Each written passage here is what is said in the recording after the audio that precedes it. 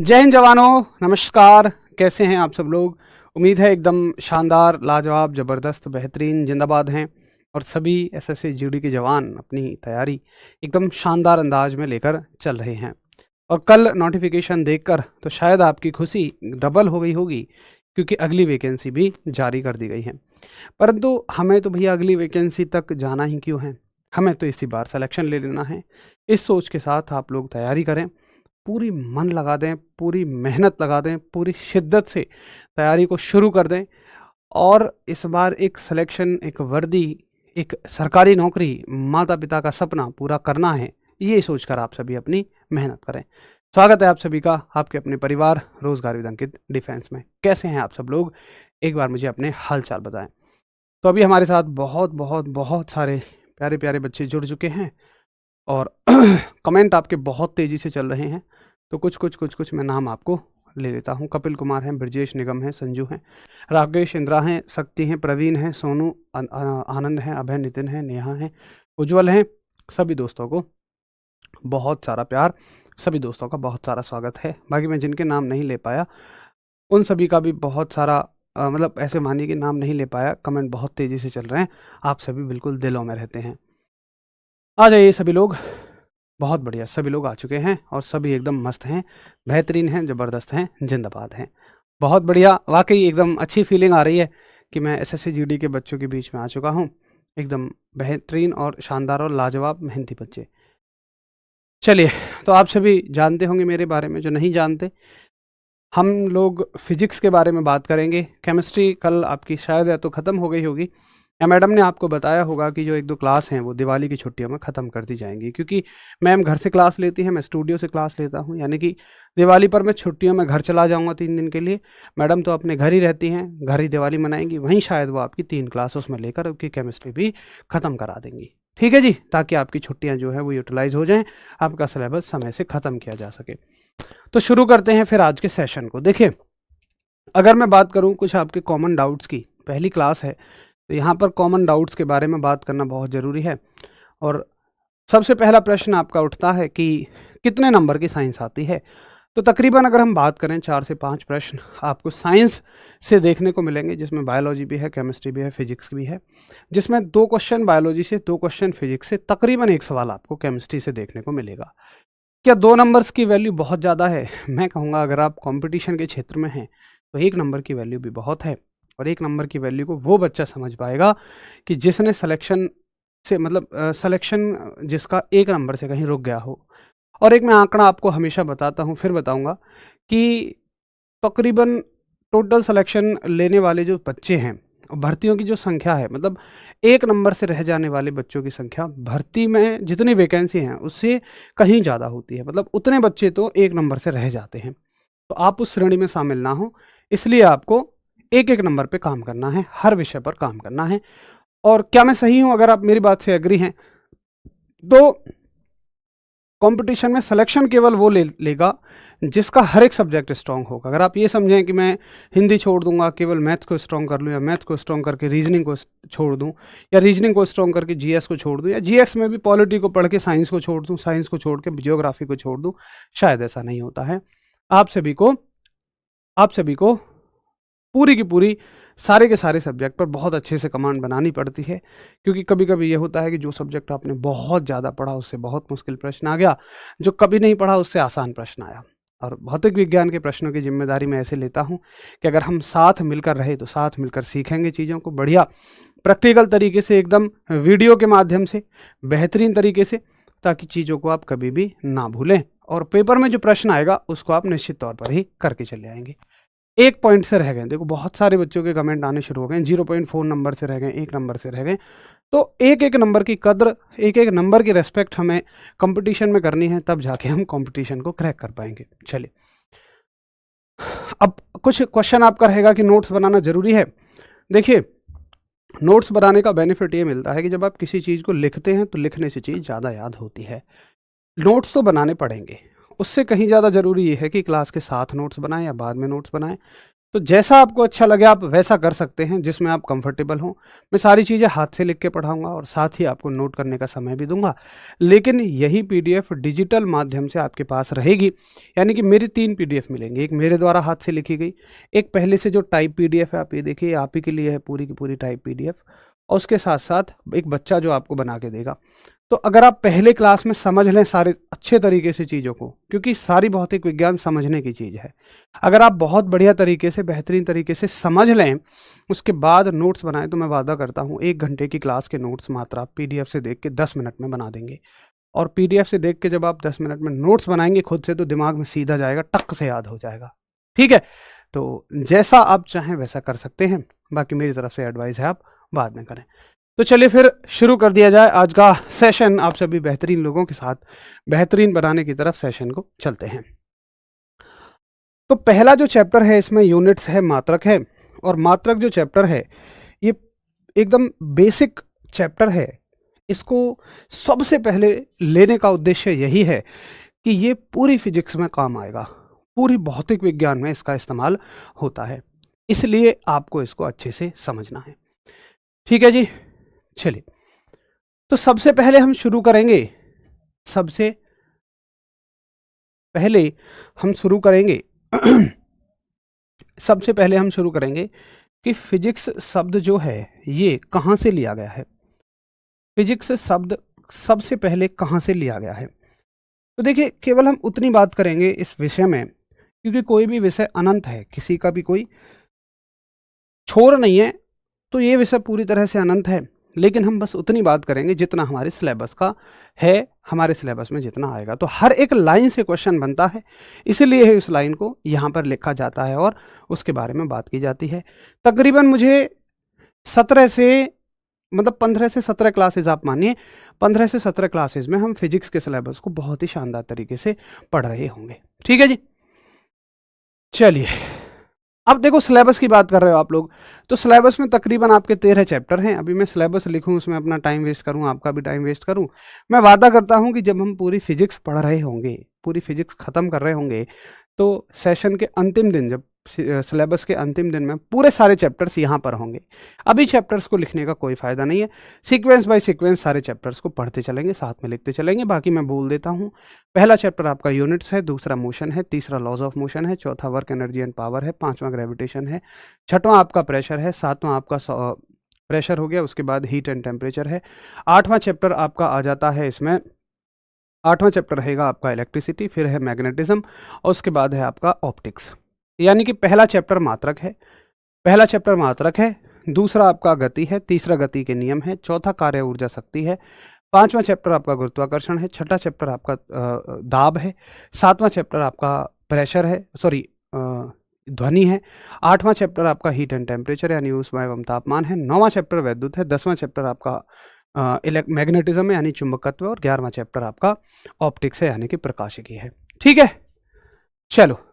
तो सिलेबस लिखने की कोई आवश्यकता नहीं है। बाकी बच्चों के डाउट है कि हिंदी इंग्लिश दोनों में, तो ये बच्चा शायद वही कह रहा होगा इस बात को जो पहली बार मुझसे जुड़ रहा है।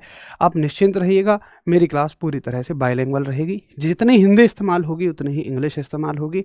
ना हिंदी वालों को कोई दिक्कत होगी, ना ही इंग्लिश वालों को भी कोई दिक्कत होगी।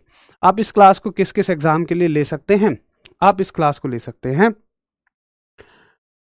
कोई भी ऐसा एग्ज़ाम जिसमें साइंस जनरल साइंस के अंदर आती हो, यानी कि विज्ञान जो है वो सामान्य विज्ञान के अंदर ही आती हो, स्पेशली साइंस का सिलेबस ना दिया गया हो।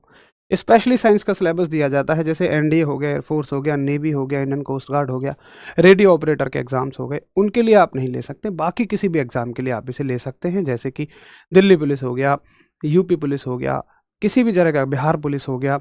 उसके साथ ही जहाँ पर स्पेशल साइंस नहीं आती है वहाँ आप इसको ले सकते हैं। अग्निवीर का बिल्कुल हो जाएगा। ठीक है जी, चलो बाकी बातें बीच बीच में करते रहेंगे। तो बात आती है कि जो फिजिक्स शब्द है, जो फिजिक्स शब्द है ये कहाँ से लिया गया। तो फिजिक्स का हिंदी मीनिंग चूंकि भौतिकी होता है, लेकिन शब्द तो फिजिक्स ही लिया गया था। भौतिकी तो बस जिस देश में हिंदी बनती है उस देश में कन्वर्ट कर लिया गया था भौतिकी।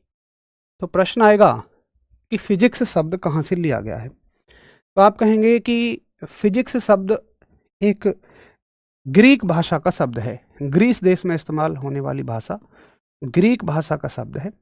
कौन सी भाषा है? ग्रीक भाषा। और ग्रीक भाषा का एक शब्द है, ग्रीक भाषा का एक शब्द है फ्यूसिस। ग्रीक भाषा का एक शब्द है फ्यूसिस। फ्यूसिस शब्द से फिजिक्स बनाया गया इंग्लिश में। ग्रीक भाषा के फ्यूसिस शब्द से, ग्रीक भाषा के फ्यूसिस शब्द से फिजिक्स बनाया गया है। तो प्रश्न आएगा कि फिजिक्स शब्द कहाँ से लिया गया, तो आप कहेंगे ग्रीक भाषा के फ्यूसिस से ये उठाया गया है। अगला प्रश्न आएगा, अब चूंकि देखो ये और ये एक ही शब्द है भाई, ग्रीस जहाँ पर ग्रीक भाषा चलती है वहाँ पर फ्यूसिस, जहाँ पर इंग्लिश चलती है वहीं इसको फिजिक्स बोला जाएगा, और जहाँ पर हिंदी चलती है वहीं भौतिकी। जैसे हो सकता है तुम्हारे घर का नाम सुंदर होगा, स्कूल में तुम्हें कलुआ कहते होंगे, तो आदमी तो एक ही है, तो विषय ये एक ही है, यानी कि इसका मतलब तो हर जगह एक ही होगा, इसका मतलब तो हर जगह एक ही होगा। तो प्रश्न आएगा कि फ्यूसिस शब्द का अर्थ क्या है, तो तुम कहना कि फ्यूसिस शब्द का जो अर्थ है वो है नेचर, यानी कि प्रकृति। नेचर यानी कि प्रकृति।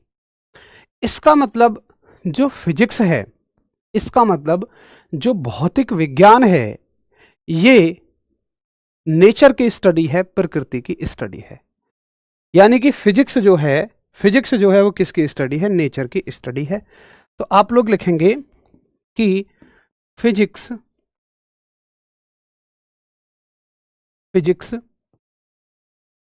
Is the study of nature. Physics is the study of nature. यानी कि भौतिकी प्रकृति का अध्ययन है। जो भैया बहन नोट्स बनाना चाहते हैं वो बिल्कुल बनाएं, और जो ये कहते हैं कि नहीं पहले हम समझेंगे बाद में नोट्स बनाएंगे, वो ऐसा भी कर सकते हैं। तो फिजिक्स जो है, भौतिकी जो है, वो प्रकृति का अध्ययन है। अब प्रकृति में क्या क्या आता है, तो अगर आप अपने चारों तरफ नज़र उठा के देखेंगे तो आप पाएंगे कि आप पूरा प्रकृति और उसके नियमों से घिरे हुए हैं। जैसे कि अगर आप अपने आसपास देखें तो आपको आसपास दिखेगा ब्रह्मांड, पूरा ब्रह्मांड। तो पूरे ब्रह्मांड का जो संचालन है वो प्रकृति के नियमों से होता है, यानी कि वो होता है आपका नेचर के रूल से।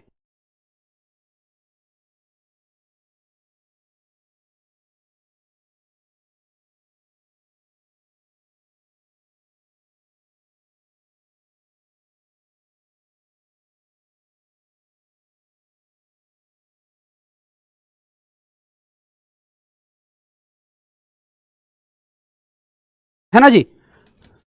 तो फिजिक्स जो है ये, अब हम कह रहे हैं कि आप ना पूरी प्रकृति से घिरे हुए हो। जैसे पूरे ब्रह्मांड को अगर आप देखें तो ये पूरा ब्रह्मांड एक प्रकृति ही तो है। और इस ब्रह्मांड में अगर मैं बात करूं तो जैसे मान के चलिएगा ये पूरा आपका सोलर सिस्टम है, ये सौर मंडल है।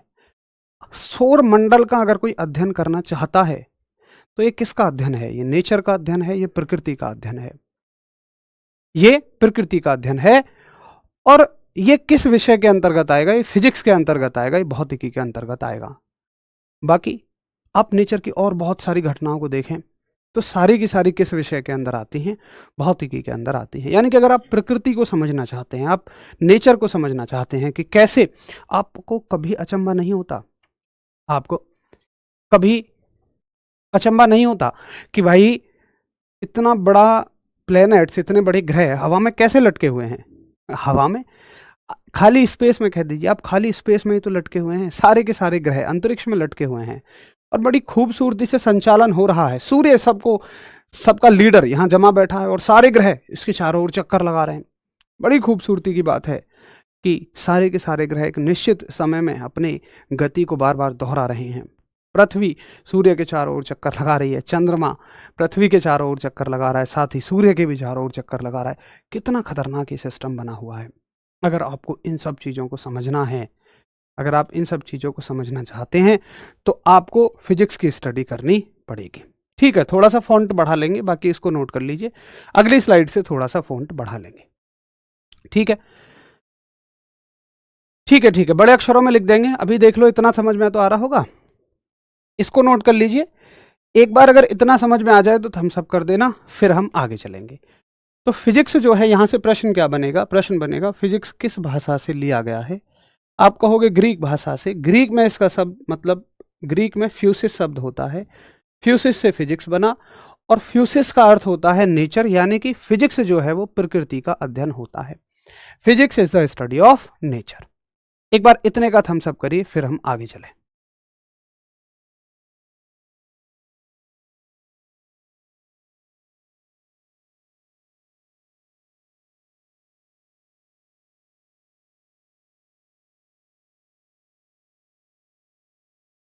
चलो बहुत बढ़िया, सभी बच्चों को, सभी मेरे भाई बहनों को क्लियर है। क्या लाजवाब बच्चे हो, वेरी गुड। तो आशा करूंगा कि आप सभी ध्यान से चीज़ों को पढ़ें। सही है, सारी चीज़ें मैंने इस तरीके से लिख भी दी हैं।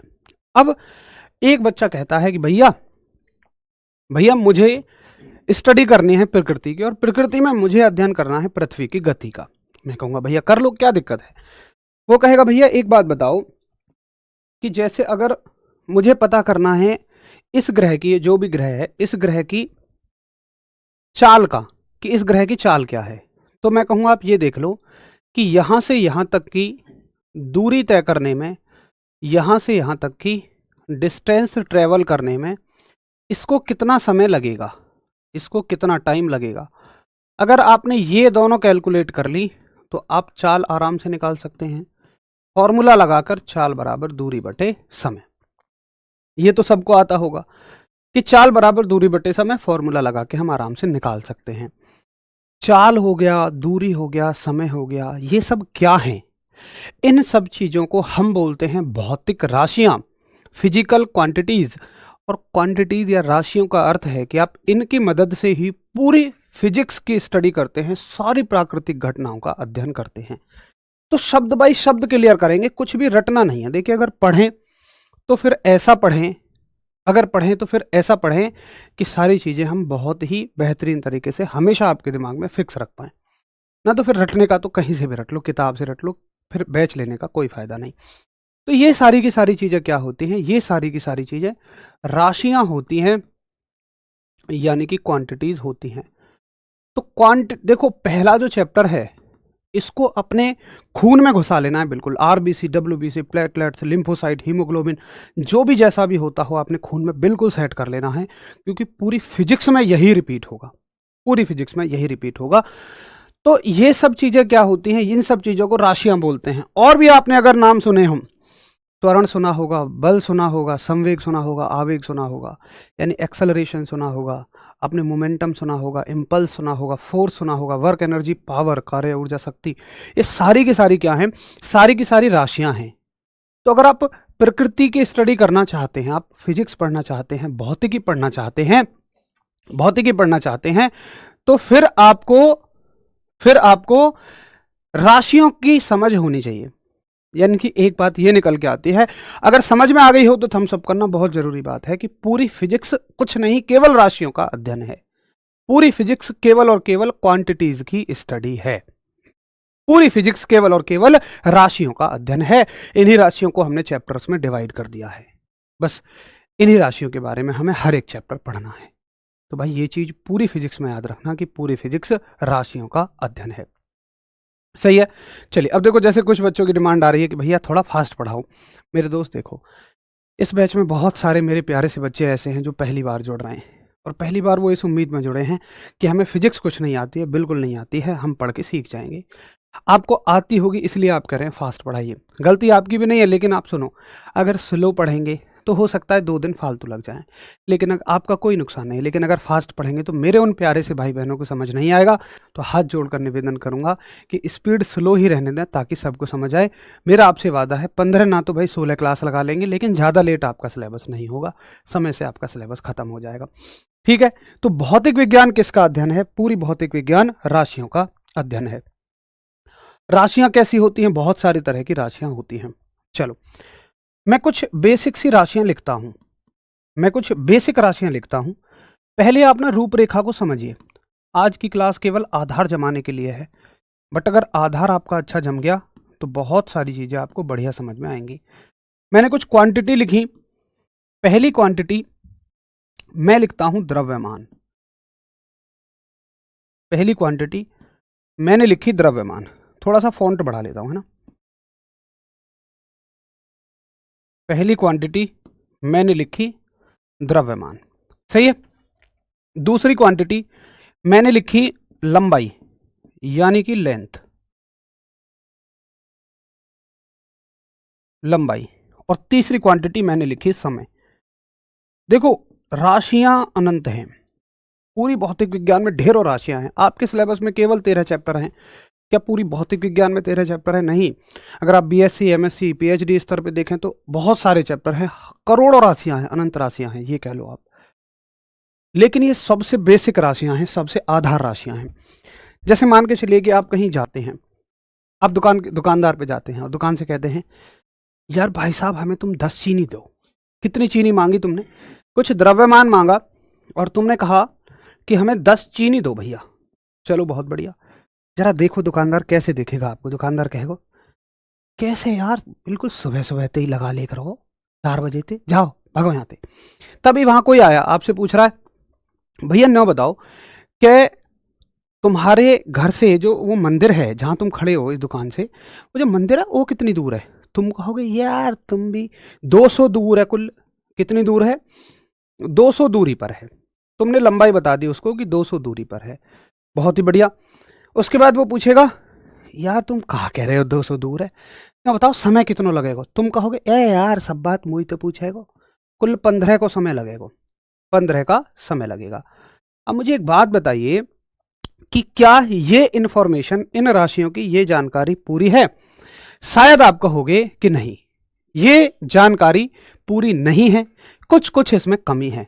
आपके दिमाग में भी आ रहा होगा कि मास्टर जी तुम भी मुंह लगे पगला ही गए हो। यहां किलोग्राम लिखो या ग्राम लिखो, कुछ भी लिखो। यहां मीटर लिखो, किलोमीटर लिखो, यहां पे मान लो मीटर लिख दो। यहां मिनट लिखो, कुछ भी लिखो, सेकंड लिखो। मान लो यहां पे हमने लिख दिया सेकंड।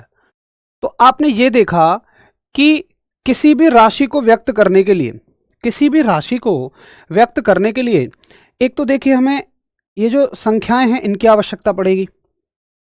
एक तो जो संख्याएं हैं हमें इनकी आवश्यकता पड़ेगी। आप मुझे 1 सेकंड का समय दें, मैं इनको लाइन में लेकर आता हूं। कैसा नहीं आएंगे भाई, लाइन में आओ, चलो लाइन से, सही है। तो एक तो हमें पड़ेगी इनकी आवश्यकता, संख्याओं की। तो किसी भी राशि को व्यक्त करने के लिए जो संख्याओं का हम इस्तेमाल करते हैं, इन्हीं को हम कहते हैं परिमाण।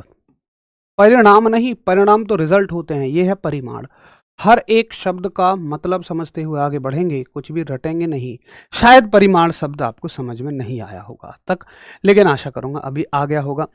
परिमाण के साथ साथ जो सबसे जरूरी चीज है, किसी राशि की समझ बनानी है तो ये थे। परिमाण के साथ साथ अगर जरूरी थे तो ये थे।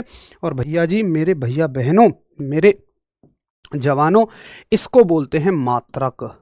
इसको बोलते हैं मात्रक यानी कि यूनिट्स। तो किसी भी राशि की समझ होने के लिए, किसी भी राशि की समझ होने के लिए परिमाण और मात्रक दो चीजों की आवश्यकता है। परिमाण और मात्रक दो चीजों की नितांत आवश्यकता है। मैग्नीट्यूड और यूनिट्स चाहिए ही चाहिए। क्या यहां तक की कहानी समझ में आ गई? एक बार सभी कृपया थम्स अप करें।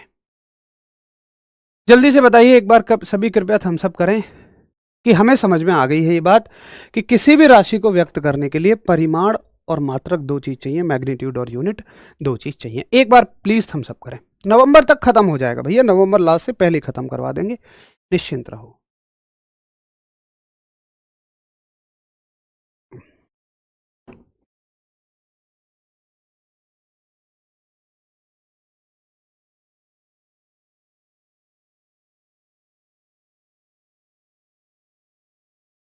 बहुत बढ़िया, सबको ये बात समझ में आ गई।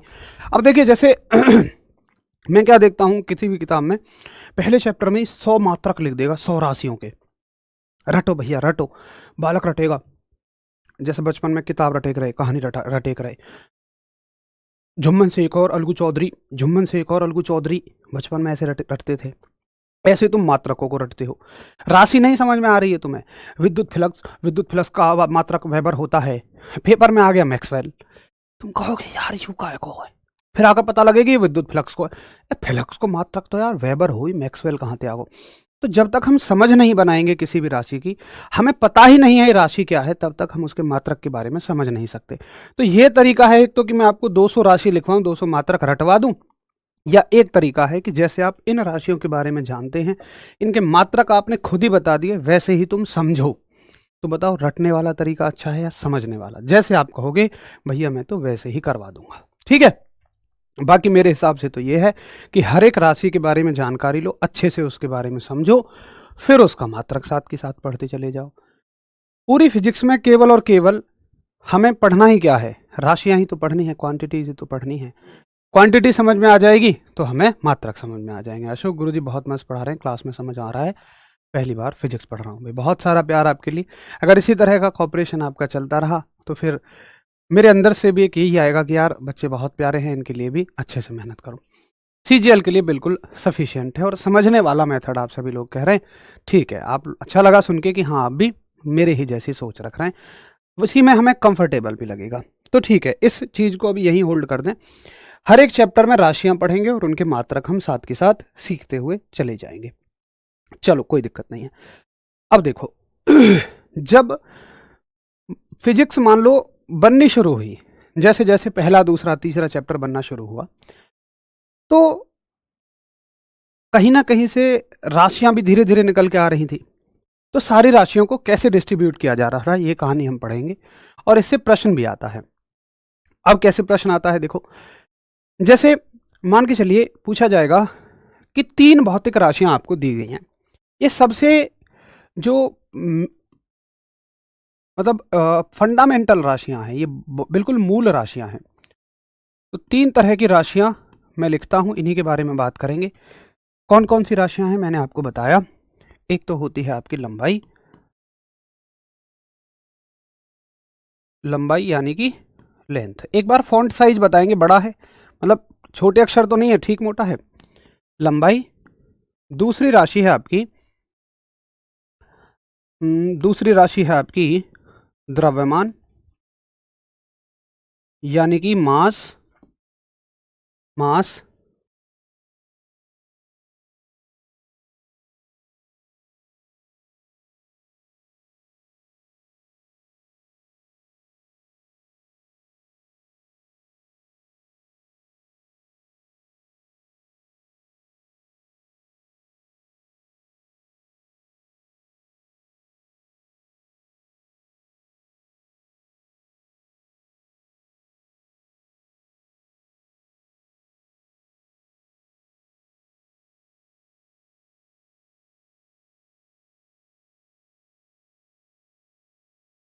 ठीक है जी। तीसरी राशि जो है, तीसरी राशि जो है समय है। सबसे पहले हम इन मूल राशियों की बात करेंगे, मतलब ऐसे कहिए आप सबसे बेसिक राशियां हैं। अब इनके मात्रकों की बात कर लेते हैं कि इन राशियों के कौन कौन से मात्रक चलते हैं, कौन कौन से इन राशियों की यूनिट्स चलती हैं। अब देखिए हर एक राशि के ना मात्रक अलग अलग देशों में अलग अलग हैं, अलग अलग देशों में अलग अलग हैं। जैसे कि अगर हम बात करें, इंडिया में ज़्यादातर लंबाई को मीटर में मापते हैं, लेकिन अगर आप विदेशों में बात करेंगे तो बहुत सारी जगह लंबाई को यार्ड में मापेंगे, कहीं गज में मापेंगे, कहीं इंच में मापेंगे। जैसे इंडिया में द्रव्यमान को किलोग्राम में मापेंगे, लेकिन बहुत सारे देशों में एलबीएस में मापते हैं। आपने बहुत सारी विदेशी चीज़ों पे लिखा देखा होगा एलबीएस। अगर आप क्रिकेट प्रेमी हैं तो समझ पा रहे होंगे कि कभी भी बॉल का जो वजन है वो ग्राम में नहीं बताया जाता, वो आउंस में बताया जाता है। तो समान तरह की राशियों के अलग अलग मात्रक हर एक देशों में अलग अलग होते हैं। चलिए बहुत सारा प्यार भाई सोनू, आपके पढ़ाने का तरीका बहुत अच्छा है, आप सब लोग बहुत अच्छे हैं। बस आपका क्या है कि चीज़ें आपको समझ में आ जाएं। आपकी महानता इतनी है कि आप तारीफ करते नहीं थकते, वाकई आप सब लोग बहुत प्यारे हैं। तो जैसे अगर हम बात करें, जैसे अगर हम बात करें 80% देशों की, 80% देशों में जैसे कि हमारा इंडिया भी शामिल है, पूरा एशिया महाद्वीप शामिल है, तो लंबाई को ज़्यादातर, लंबाई का जो मात्रक है वो मीटर यूज किया जाता है। लंबाई को ज़्यादातर किस में मापते हैं? मीटर में। द्रव्यमान को ज़्यादातर हम लोग किलोग्राम में मापते हैं, ठीक है, किलोग्राम में मापते हैं। और समय को देखा जाए तो समय की यूनिट ज़्यादातर सेकंड ही हम लिखते हैं, समय की यूनिट हम सेकंड लिखते हैं।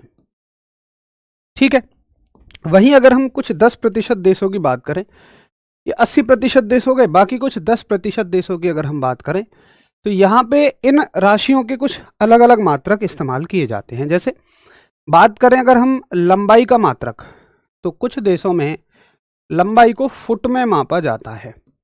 ठीक है, देखो होता दरअसल ये है कि जैसे मानो अगर मैं आपको कहूँ थोड़ी सी चीनी देखे, ओ यू 1 किलो चीनी है, तो तुम हाथ को तराजू बना दोगे, तुम कहोगे यार कम सी लग रही है, यानी कि तुम्हें अंदाजा है।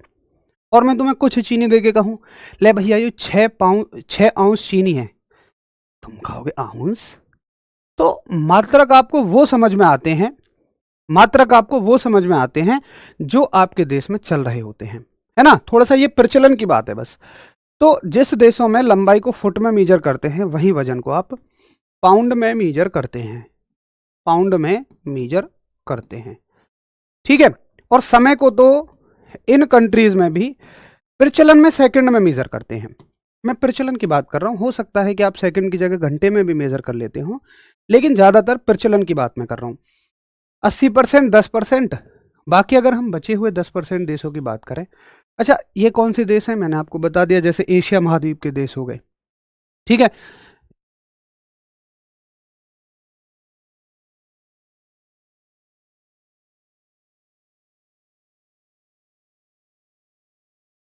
ठीक है, तो ये जो है आपके ये कौन से देश हैं, ये सारी ब्रिटिश कंट्रीज हैं।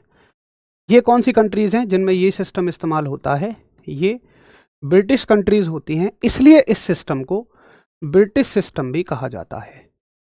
ठीक है, अब इतना याद रखिए कि ये ब्रिटिश देश होते हैं, यानी कि ये जो पद्धति है आपकी, मैं इसको थोड़ा सा ऊपर करके और हिंदी में लिख देता हूं।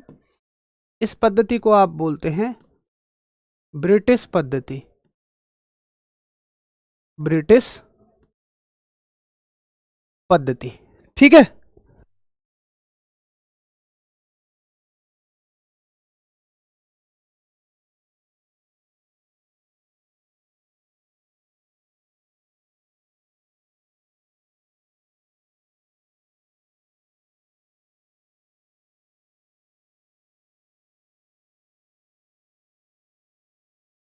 ठीक है। अब ये जो देश हैं ये कौन से देश हैं, कुछ बाकी 10% देश कौन से बचे, जैसे कि आपका फ्रांस बच जाता है, बाकी कुछ देश बचे जैसे कि फ्रांस बच जाता है। तो अगर हम बात करें फ्रांस की, अगर हम बात करें फ्रांस की, तो फ्रांस में लंबाई को जो है वो सेंटीमीटर में मापा जाएगा। लंबाई की यूनिट क्या चलती है, सेंटीमीटर। जैसे तुम लोग मीटर बोलते हो ना, ज्यादातर चीजें वो सेंटीमीटर में मापते हैं, सेंटीमीटर में। इसके लिए क्या मापा जाएगा, वजन को ग्राम में मापते हैं, वजन को, द्रव्यमान को ग्राम में, और समय को तो सभी लोग सेकंड में ही माप रहे हैं। ठीक है, समय को सभी लोग सेकंड में ही माप रहे हैं। तो फ्रांस में जब ये सिस्टम फॉलो होता है तो इसको बोल दिया जाता है फ्रांसियन सिस्टम, फ्रांसियन सिस्टम यानी कि फ्रांस की पद्धति। अब आपने एक एक नाम इनके और सुने होंगे, अब आपने एक एक नाम और सुने होंगे, और नाम क्या हैं, जैसे देखो इन सब का पहला पहला लेटर उठा लो, इसका एम उठा लो, इसका के उठा लो, इसका एस उठा लो, तो इसको बोलते हैं एम के एस सिस्टम। इसको क्या बोलते हैं, एम के एस सिस्टम, यानी कि एम के एस पद्धति, एम के एस पद्धति। इस सिस्टम को बोला जाता है एम के एस सिस्टम, एम के एस पद्धति।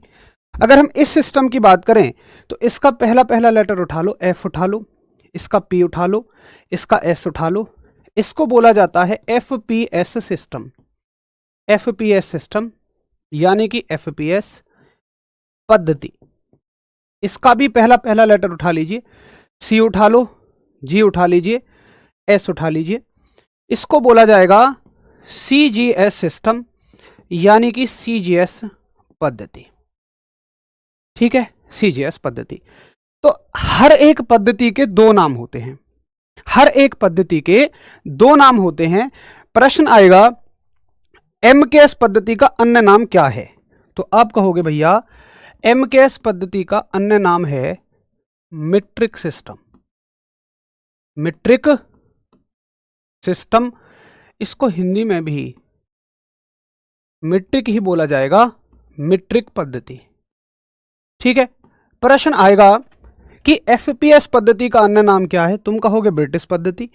सीजीएस सिस्टम, सीजीएस पद्धति का अन्य नाम क्या है, फ्रांस सिस्टम है, फ्रांस पद्धति है। सही है जी। अब याद कैसे रखें भैया, इसमें तो बड़ी गड़बड़ रहती है। तो देखो, याद करने के लिए जुगाड़ इस्तेमाल करो। पूरा भारत जुगाड़ पे ही तो चल रहा है, भारत में तो जुगाड़ बड़े चलते हैं। देखो, एम से एमकेएस, एम से मीट्रिक, ठीक है, इसका तो काम तमाम। अब दो सिस्टम बचे, एक तो ब्रिटिश सिस्टम, एक फ्रांस सिस्टम। ब्रिटिश सिस्टम के लिए आप याद रखो, देखो जैसे ब्रिटिश और फ्रांस हैं तो इसका पहला शब्द जो है वो एफ से शुरू हो रहा है, तो इसके सिस्टम का नाम एफ से शुरू नहीं होगा। समझ में आया? यानी कि फ्रांस को एफपीएस नहीं कहेंगे, फ्रांस को सीजीएस सिस्टम कहेंगे। जिस देश का सिस्टम है उसका नाम एफ से शुरू नहीं होगा। जैसे फ्रांस है तो एफपीएस से नहीं होगा, ऐसे याद रखो। फ्रांस का है सीजीएस और ब्रिटिश का है एफपीएस, ऐसे आप जुगाड़ बना के याद रख सकते हैं। बहुत सारे बच्चे कह रहे हैं कि सर क्या इसमें से प्रश्न आता है, ये बात मैंने पहले ही कही थी, मुझे पता था आपके कॉमन डाउट आएंगे। बिल्कुल, बस उतना पढ़ेंगे हम जितने से प्रश्न आता है, बाकी फालतू की बातें होंगी ही नहीं। तो निश्चिंत रहें, इतने से सबसे प्रश्न आता है और मैंने प्रश्न बता दिया कि कितने तरह के प्रश्न आते हैं। ठीक है, चलो बहुत ही बढ़िया।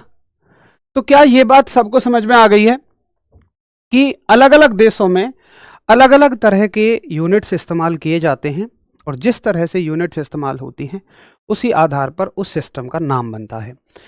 पूछेगा एम के सिस्टम में द्रव्यमान का मात्रक क्या है, तुम कहोगे देखो मीटर किलोग्राम, यानी कि द्रव्यमान का मात्रक किलोग्राम है। एफपीएस सिस्टम में दूरी का मात्रक क्या है, तुम कहोगे एफ से फुट, यानी कि दूरी या लंबाई को फुट में मापा जाता है। तीसरा आपसे पूछा जाएगा कि सीजीएस सिस्टम में समय का मात्रक क्या है, तुम कहोगे सीजीएस सेंटीमीटर ग्राम सेकंड, तो समय का मात्रक हो गया सेकंड। ठीक है जी, तो सभी बच्चों को बेहतर समझ में आया है। पल्लवी बहुत बढ़िया, गुरुजी बहुत बढ़िया। पहली बार फिजिक्स पढ़ा हूं और बहुत अच्छे से समझ में आ रहा है। लव यू, बहुत सारा प्यार भाई अमित आपको। बाकी आप सब लोग मेहनती तो हैं ही। दिवाली की छुट्टियां कब से होंगी युवराज जी? अभी के भी दिवाली की छुट्टी हो गई है, तुरंत एक बुग्गी ले जाओ और भर के लाओ, आतिशबाजी करो।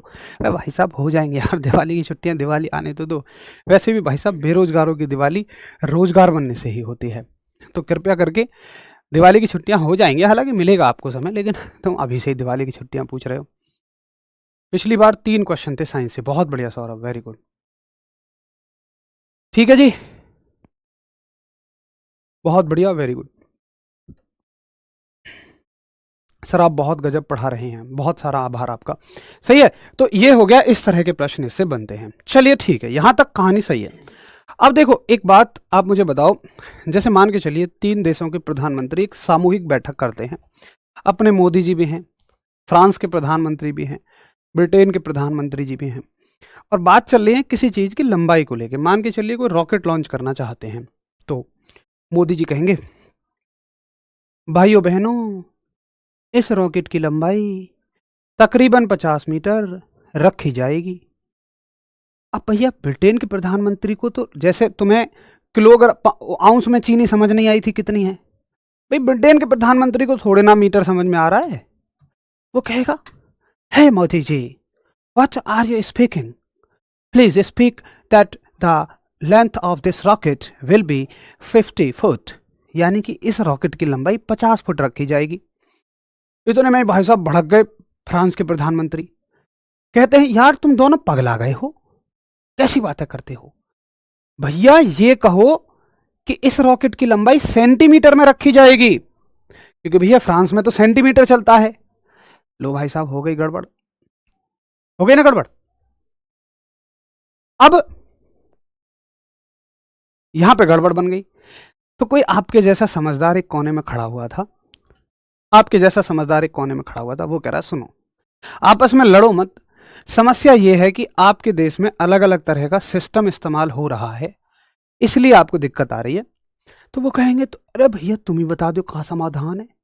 तो तुमने कहा कि एक काम करो, एक ऐसा सिस्टम बना लो, एक ऐसी पद्धति, मात्रकों की ऐसी पद्धति बना लो कि जो इंटरनेशनली फॉलो करी जाए, जो अंतरराष्ट्रीय स्तर पर फॉलो करी जाए। यानी कि तुम अपने देश के मात्रक को अपने देश में ही छोड़ो, जब तुम अंतरराष्ट्रीय स्तर पर बात करो, इंटरनेशनल लेवल पे बात करो, तो एक नई पद्धति बनाओ। तो देखिए, अब तक मात्रकों की हमने 3 पद्धतियां पढ़ी। पहली पद्धति एमकेएस, दूसरी पद्धति ब्रिटिश पद्धति, सॉरी एफपीएस पद्धति, दूसरी पद्धति है एफपीएस पद्धति, और तीसरी पद्धति है सीजीएस पद्धति। लेकिन इनके बाद भी हमें एक चौथी पद्धति की आवश्यकता पड़ती है, जिसका नाम है international system. International system, international system यानी कि अंतरराष्ट्रीय पद्धति, अंतरराष्ट्रीय पद्धति। देखो, रटना नहीं है, हमने इसका नाम हमेशा रटा अंतरराष्ट्रीय पद्धति, लेकिन कभी यह समझ नहीं आया कि इसको क्यों हम अंतरराष्ट्रीय पद्धति कहते हैं। आशा करूंगा आप समझ गए होंगे। इससे फायदा क्या होगा, इससे आप लॉन्ग टर्म तक चीजों को याद रख सकते हैं बहुत ही आसानी से। सही है। अब प्रश्न आएगा कि मात्रकों की अंतरराष्ट्रीय पद्धति किस वर्ष में आई थी। तो आप कहना मात्रकों की अंतरराष्ट्रीय पद्धति 1971 में आई थी। 1971 ईस्वी में जब लड़ाई झगड़े हो रहे हैं हर एक देश के बीच पद्धति को लेके, इस पद्धति को लाया गया था। ठीक है, चलिए। Chetlal Kumar sir, we are also understanding it very well. बहुत बढ़िया, अच्छा लगा मुझे सुन के। तो अब बात आती है कि इस पद्धति में, इस सिस्टम में सारे मात्रकों को कैसे रखा गया, सारी यूनिट्स को कैसे रखा गया। अब देखो, एक बात समझना आप कि एक राशि का एक मात्रक है, हर राशि का एक मात्रक है। वो आगे पर देखेंगे कि 2-2 भी होते हैं। अभी आप इतना समझिए कि हर राशि के साथ एक मात्रक जुड़ा हुआ है। तो या तो मैं मात्रक बोलूं या राशि बोलूं, एक ही बात है। यानी कि भाई अगर मैं कहूं एमकेएस सिस्टम है, तो क्या केवल ये मात्रकों की पद्धति है? राशियों की भी तो पद्धति है, राशियों को भी तो बांटा जा रहा है ना। अब बात आती है कि सारी राशियों को कैसे बांटें। मैंने आपको बोला कितनी राशियां हैं, इनफाइनाइट राशियां हैं, अनंत राशियां हैं। तो सारी राशियों को बुलाया गया। मान लो अपनी भौतिक विज्ञान में जितनी राशियां इस्तेमाल होती हैं सबको बुलाया गया कि इधर आ जाओ सारे के सारे, आज तुम्हारे लिए एक नई पद्धति बना रहे हैं, एक नया गांव बसा रहे हैं। और उसमें से कहा गया कि ऐसे लोग अलग हो जाइए जिनके पास अपना सब कुछ सामान है। सब कुछ सामान का मतलब जो पड़ोसी का कोई भी सामान इस्तेमाल नहीं करते। जैसे तुम्हारे पड़ोसी बार बार आ जाते होंगे, भैया आपके फावड़ दे दो, भैया आपके पिलास दे दो, और लौटा के और नहीं जाते। तो कहा गया कि वो 7, मतलब इतने लोग आ जाइए जिनके पास अपना सब कुछ है। तो ऐसे 7 लोग आए जिनके पास अपना सब कुछ था। तो उन सातों को बोला गया मूल मात्रक, मूल राशियां कहिए। वो राशियां जो आई निकल के सामने, जिनके पास अपना सब कुछ समान था, उनको बोला गया मूल राशियां, या फिर आप कहिए मूल मात्रक। भाई हर एक राशि के साथ एक एक मात्रक भी जुड़ के आया, मूल मात्रक। यानी कि फंडामेंटल क्वांटिटीज,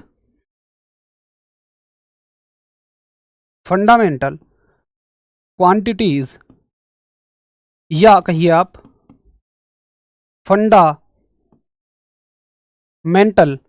यूनिट्स।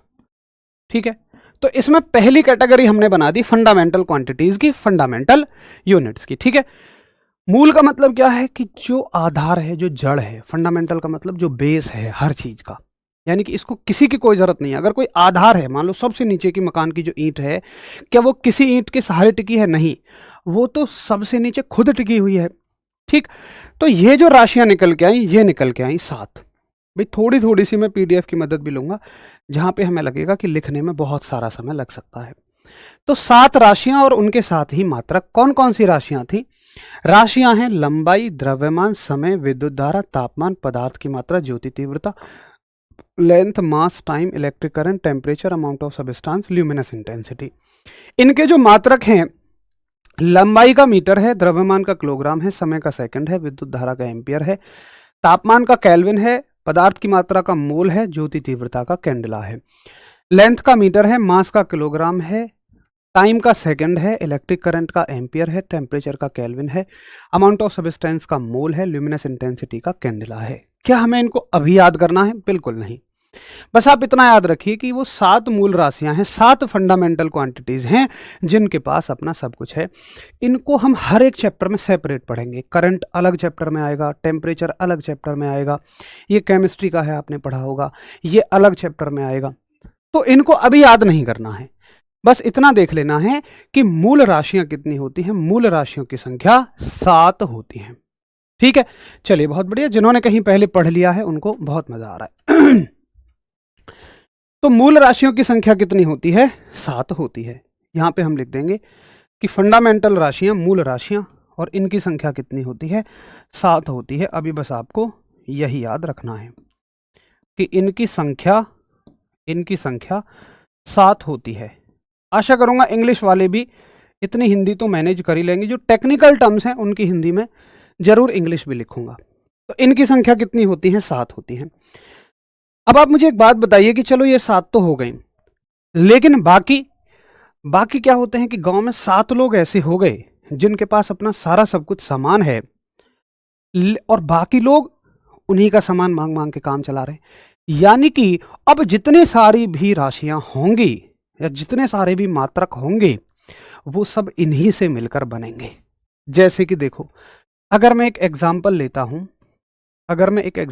हूं, चाल एक राशि है, ठीक है, स्पीड एक क्वांटिटी है। ये फंडामेंटल में तो नहीं है, क्या इसमें मूल राशियों की कैटेगरी में तो नहीं है? आप कहोगे नहीं भैया, मूल राशियों की कैटेगरी में ये नहीं है। चाल जो मिलकर बनती है ये राशि, ये 2 मूल राशियों से मिलकर बनती है, दूरी और समय से। देखिए, मूल राशियों में आपको देखने को मिलेगा दूरी, लंबाई एक दूरी ही तो है और समय है, तो इनसे मिलकर ये राशि बन रही है। यानी कि speed equals to distance upon time, speed equals to distance upon time. ठीक है, तो ये राशि इनसे मिलकर बन रही है। अगर इसके मात्रक की हम बात करें, अगर इसकी यूनिट की हम बात करें, तो आप कहोगे चाल की जो यूनिट है वो इनसे मिलकर बनेगी। दूरी की यूनिट किस सिस्टम में? एसआई सिस्टम में। एसआई सिस्टम में दूरी को मीटर में मापा जाता है। किस में मापा जाता है? मीटर में। और समय को सेकंड में मापा जाता है। समय को सेकंड में मापा जाता है। बताइए सही कह रहा हूं मैं? तो आप एक बात बताइए कि ये जो है फंडामेंटल की मदद से बन रहा है, फंडामेंटल की मूल की मदद से बन रहा है। तो ऐसी और राशियां, ये तो एक है, बाकी सारी राशियां अनंत समझ लो, अनंत में से 7 माइनस कर लो, बाकी सारी राशियां ऐसे ही मूल राशियों की मदद से बनती हैं और उनके मात्रक मूल मात्रकों की मदद से बनते हैं। यानी कि इनफाइनाइट बाकी क्वांटिटीज के जो देखो, इनफाइनाइट में से 7 माइनस करोगे तो इनफाइनाइट ही बचेगा। भाई, एक समुद्र में से 1 लोटा पानी निकाल के रख भी लोगे तो क्या कम हो जाएगा? नहीं, ये इनफाइनाइट ही तो है। तो ये सब किससे मिलकर बन रही है? ये सारी की सारी मूल राशियों से मिलकर बन रही हैं। तो ऐसी राशियां जो किसी की मदद से मिलकर बनती हैं, किसी और से उत्पन्न होती हैं, उनको बोला गया एसआई सिस्टम में व्युत्पन्न राशियां। क्या बोला गया? व्युत्पन्न राशियां, यानी कि ड्राइव्ड यूनिट्स। तो ड्राइव्ड यूनिट्स क्या होंगी?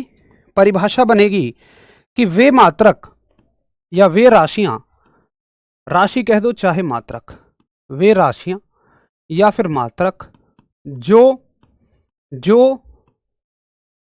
मूल से मिलकर बनते हैं। ठीक है, मूल राशियां या मूल मात्रक से मिलकर बनते हैं। सही है, बनते हैं। यानी कि द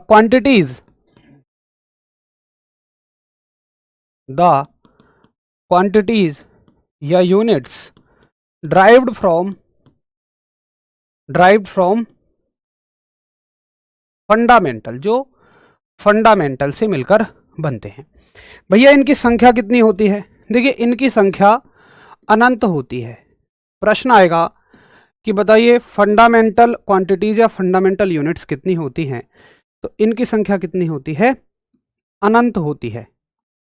इनकी संख्या अनंत होती है, यानी कि ये इनफाइनाइट इन नंबर होती हैं। इनफाइनाइट का मतलब तो आप समझते ही होंगे, बहुत सारी, जिनकी गिनती ही ना की जा सके। ठीक है, ये कैसी होती हैं? अनंत होती हैं।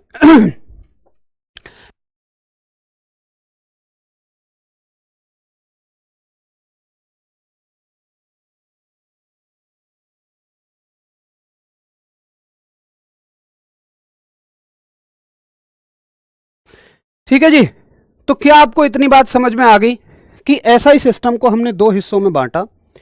एसआई सिस्टम को हमने दो हिस्सों में बांटा, एक में वो राशियां रखी हैं, वो मात्रक रखे जिनके पास सॉरी अपना सब कुछ था। ठीक है, और बाकी हमने दूसरे हिस्से में वो बांटी कि जो मूल से मिलकर बनेंगे। सही है, बस 5 मिनट की बात और है, अब आगे चलते हैं। बस 5 मिनट की बात और है, ये चैप्टर आपका खत्म हो जाएगा। सर बहुत जल्द मैं आपसे मिलूंगा सिलेक्शन लेकर। वाह भाई वाह, ये जोश मुझे चाहिए। Very good, very nice class, बहुत सारा प्यार। अब देखो यहां तक हो गया। जैसे घर में शादी होती है ना, तो कुछ लोगों के आप यहाँ कार्ड देने चले जाते हैं, वो मान जाते हैं। कुछ लोग व्हाट्सएप से ही मान जाते हैं। लेकिन दो आदमी ऐसे बच जाते हैं, उनको चाहिए फुल इज्जत। पिताजी अलग जाएं उन्हें मनाने, बड़ा भाई अलग जाए उन्हें मनाने, माता जी अलग फोन करें उन्हें मनाने के लिए। जरा गैस करो कौन होते हैं वो लोग। तो ऐसे ही जब राशियों का डिवाइडेशन हो रहा था तो दो तरह की बांट दी, फिर भी दो लोग चुप बैग लेके ऐसे झोला टांग के कोने में खड़े। क्यों खड़े? ना तो हम फंडामेंटल में जाएंगे, ना हम ड्राइव में जाएंगे, ना तो हम मूल में जाएंगे, ना हम व्युत्पन्न में जाएंगे, हमें तो फुल इज्जत दो, अलग जगह बनाओ हमारी। तो बोलो कौन होते हैं ऐसे लोग? ये लोग होते हैं आपके, एक तो फूफा जी होते हैं, एक जीजा जी होते हैं। दो लोग होते हैं ना। वैसे ही दो क्वांटिटीज या दो यूनिट्स ऐसी बच गई जिनको चाहिए थी फुल इज्जत। जिनको क्या चाहिए थी? फुल इज्जत चाहिए थी। तो इनकी एक कैटेगरी और बनानी पड़ी। यहाँ थोड़ा सा पीडीएफ की मदद ले लेंगे। इनकी एक कैटेगरी बनानी पड़ी, इनको बोला गया संपूरक मात्रक यानी कि सप्लीमेंट्री यूनिट्स। जो बच्चे नोट कर रहे हैं आराम आराम से नोट भी करते रहें। तो संपूरक मात्रक यानी कि सप्लीमेंट्री यूनिट्स। तो यूनिट्स अगर क्वांटिटीज कहेंगे, राशियां कहेंगे, तो वो राशियां हैं कोण और घनकोण, जिनके मात्रक हैं रेडियन और स्टेरेडियन। तो प्रश्न तो केवल इतना आएगा कि बताइए, सबसे ज्यादा ये इंपॉर्टेंट है कि घन कोण का मात्रक क्या होता है। आप कहोगे स्टेरेडियन, लेकिन आइए थोड़ा सा समझे भी लेते हैं। लेकिन थोड़ा सा समझे लेते हैं, ठीक है। देखिए कोण क्या होता है? कोण होता है सिंपल दो लाइनों का झुकाव। हम कहेंगे ये लाइन इससे कितने डिग्री ऊपर है? 30 डिग्री। अब देखो जैसे इंडिया में तो डिग्री बोला जाता है, लेकिन अगर हम इंटरनेशनल स्तर पे बात करेंगे तो हमें कहना होगा 30 रेडियन, क्योंकि फ्रांस के लोगों को डिग्री समझ नहीं आएगा, उनको रेडियन समझ में आएगा। एक इतना बड़ा मैसेज है, आपका क्या नाम है? भाई साहब मेरी शादी करवाओ, मेरा रिश्ता करवाओ नाम पूछ के, हालांकि मेरा नाम धर्मेंद्र है, ठीक है। और दूसरा जो राशि होती है ये होती है आपकी घनकोण। घनकोण क्या होती है? जैसे आपने कभी जब तरबूज वाले के पास आज आप जाते हैं, आपके पास पैसे तो रहते नहीं है, तरबूज वाले के पास आप जाएंगे, पैसे हैं नहीं आपकी जेब में, आप कहोगे सैंपल दिखा यार एक बार चेक करके, तो वो अंदर से काटेगा उसको, ऐसे बाहर निकालेगा। तो इस तरह का सेक्शन एक बन जाता होगा, आप सभी ने उसको देखा होगा, ऐसे ही तो बन जाता है वो।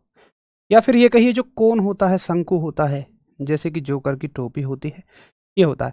तो ये जो गोल गोल एंगल बनता है इसी को घनकोण कहा जाता है, और घनकोण का मात्रक स्टेरेडियन है। हालांकि बस इतना पूछा जाएगा कि घनकोण का मात्रक क्या होता है, तो आप कहोगे स्टेरेडियन होता है। तो ये हो गया पूरी तरह से राशि और मात्रकों का बंटवारा। राशि और मात्रक बहुत इंपॉर्टेंट चीज है, पूरे के पूरी फिजिक्स में ये रिपीट होती रहेंगी। इनकी जानकारी पूरे खून में घुस जाना बहुत जरूरी है। साथ ही साथ इनके मात्रक भी आपको अच्छे से आने चाहिए। एक बार 2 मिनट में सारा का सारा रिवाइज कर लेते हैं, है ना। सारा का सारा रिवाइज कर लो। देखिए फिजिक्स किस भाषा का शब्द है? फटाफट फटाफट रिवाइज करेंगे, हर दिन ऐसे रिवाइज करेंगे। फिजिक्स ग्रीक भाषा से लिया गया है, जिसका अर्थ फ्यूसिस होता है, यानी नेचर, मतलब भौतिकी विज्ञान, प्रकृति का अध्ययन है। अब हमें प्रकृति को समझने के लिए राशियों की जरूरत पड़ेगी और राशियों के साथ मात्रकों की जरूरत पड़ेगी, ठीक है। जब सबसे पहले हमने देखा कि कुछ देशों में एमकेएस सिस्टम फॉलो होता है, कुछ देशों में एफपीएस, कुछ देशों में सीजीएस। एमकेएस बोले तो मीटर किलोग्राम सेकंड, एफपीएस बोले तो फुट पाउंड सेकंड, सीजीएस बोले तो centimetre gram second. MKS system का अन्य नाम मीट्रिक सिस्टम है। FPS सिस्टम का फ्रांस नहीं होगा, ब्रिटिश होगा। CGS का कौन बचा? फिर ब्रिटिश, फ्रांस बचा, तो CGS सिस्टम का नाम फ्रांस सिस्टम भी होता है। ठीक है, अब इसमें बड़ी गड़बड़ आ रही थी, इसलिए एक चौथा मात्रक और बनाया गया, जिसको बोलते हैं हम, जिस चौथे मात्रक को बोला गया SI सिस्टम, अंतरराष्ट्रीय पद्धति। कहा गया कि अपने देश का मात्रक अपने देश में रख के आओ, ये सिस्टम तुम फॉलो करो। उसमें हमने राशियों को 3 हिस्सों में बांट दिया। पहली राशियां जो थी वो मूल राशियां थी, फंडामेंटल क्वांटिटीज थी, जिनकी संख्या 7 होती है। उनको अलग अलग चैप्टर्स में हम समझेंगे। उसके बाद हमने देखा बाकी जो बची हुई सारी राशियां हैं वो मूल मात्रकों की मदद, मूल राशियों की मदद से बन रही हैं, इसलिए उनको व्युत्पन्न राशियां कहा गया। यानी कि जो फंडामेंटल क्वांटिटीज की मदद से बनती हैं उनको ड्राइव्ड क्वांटिटीज कहा गया, और उनके मात्रक को ड्राइव्ड यूनिट्स कहा गया, यानी कि व्युत्पन्न मात्रक कहा गया। इनकी संख्या कितनी होती है? इनकी संख्या अनंत होती है। अब उसके बाद भी 2 लोग बच गए जो झोला टांग के कोने में खड़े हैं। कौन कौन है? अगर हम राशियों की बात करें तो रेडियन, सॉरी, कोण और घनकोण है, एंगल और सॉलिड एंगल हैं, उनके मात्रक रेडियन और स्टेरेडियन है। ठीक है भाई, तो आशा करूंगा कि अब आपको शायद दोबारा पढ़ने की आवश्यकता ही नहीं है। बाकी मैं इतना रिक्वेस्ट करूंगा कि अगर आपको अच्छे से समझ में आ गया है तो कृपया करके सोने से 10 मिनट पहले एक बार देख लेना, और सारे विषयों को देख लें तो बड़ी अच्छी बात है। देखो, अच्छे से समझ में आना मतलब है कि आपके दिमाग में फिट हो गया, लेकिन ये इस बात की गारंटी नहीं देगा कि कोई चीज़ आपको लंबे समय तक याद रहेगी। अगर लंबे समय तक याद रखना है तो फिर आपको रिवाइज करना पड़ेगा, हर दिन करना पड़ेगा, ताकि आप इसको भूलें ना। रिवीजन का याद मैं आपको हर क्लास में दिलाता रहूँगा, चिंता मत करिए। ठीक है जी, ये PDF आपको मिल जाएगी, हैंड रिटन भी और बोर्ड की भी। अब इसमें बस एक टॉपिक रह गया है, विमा डायमेंशन। उसको कल शुरू के 5 मिनट में कर लेंगे, कल दूसरे चैप्टर पे चले जाएंगे। कोशिश करेंगे जो छोटे चैप्टर हैं 1 दिन में पूरा एक, बड़े चैप्टर जो हैं उनको 2 दिन में एक चैप्टर। तो आशा करूंगा आपको सारी चीज़ें बढ़िया समझ में आई होंगी। एक बार डाउट ग्रुप में टेलीग्राम के में ज़रूर बताना आपको कैसा लगा, ताकि थोड़ा सा मुझे भी पता चले कि हाँ चीज़ें कैसी चल रही हैं, और यही एक मोटिवेशन होता है। बाकी आप सब लोगों ने बहुत प्यारे बेहतरीन आंसर किए, इतना अच्छा कॉपरेट किया, उसके लिए आपका दिल से धन्यवाद। अब थोड़ी सी मेरी जिम्मेदारी बढ़ जाती है कि अगर बच्चे इतने अच्छे हैं तो फिर मुझे और भी मेहनत आपके साथ करनी होगी। मैं वादा करता हूँ चीज़ों को बहुत बढ़िया तरीके से सीखेंगे। नमस्कार, धन्यवाद।